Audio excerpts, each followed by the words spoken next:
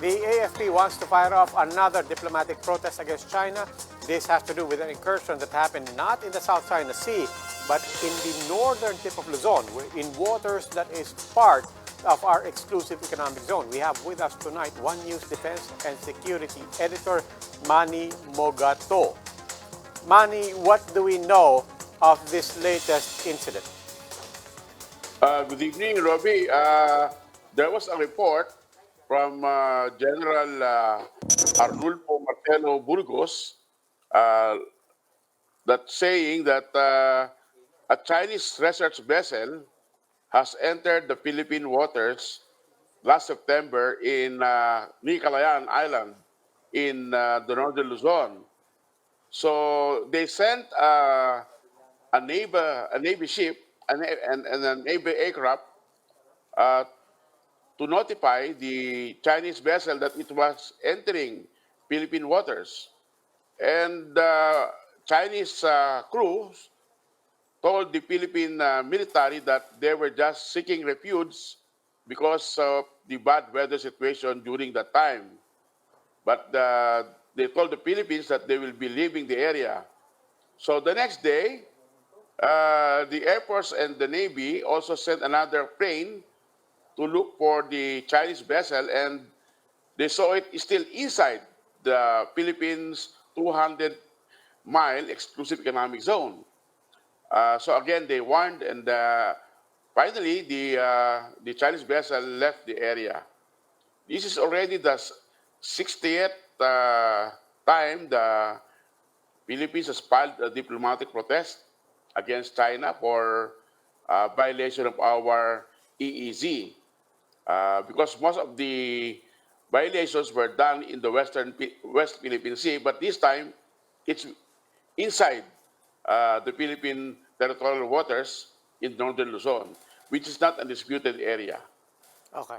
Now, Manny, given that this happened inside the EEZ, and given as well that this government does try to carry on with warm relations with China, beyond the diplomatic protest, how do we expect government to be handling this in the coming days?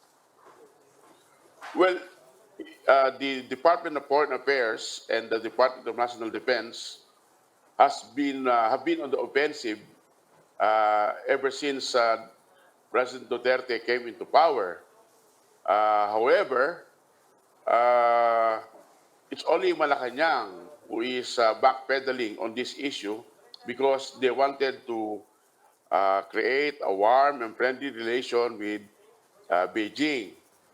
However, since Secretary Teodoro Locsin was appointed secretary in 2018, he has been very, very aggressive in pursuing our claims, especially in the South China Sea or in the West Philippine Sea. So that's why he has been firing up a lot of diplomatic protests. And since that his appointment, there were already about 60 protests filed against China. Okay. But I think the whole situation will not worsen because the Philippines continue to be friendly with China, and the South China Sea is not the sum total of the bilateral relations between the two countries. It's only one of the irritants in the relation.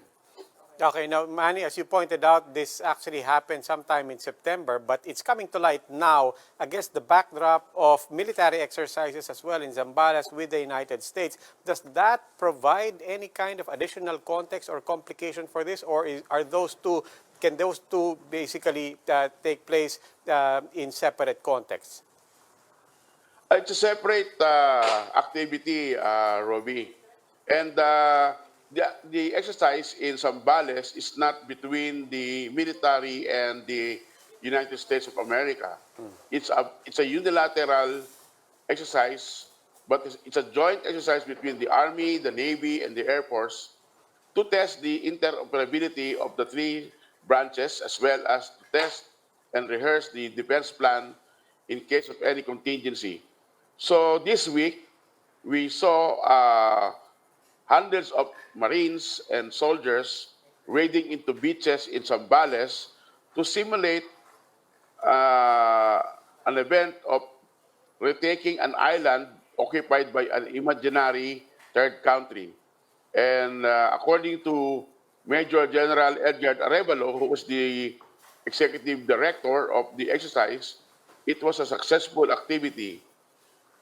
This should not be taken against the growing tension in the region because the activity is basically a defensive exercise for the Philippine Armed Forces.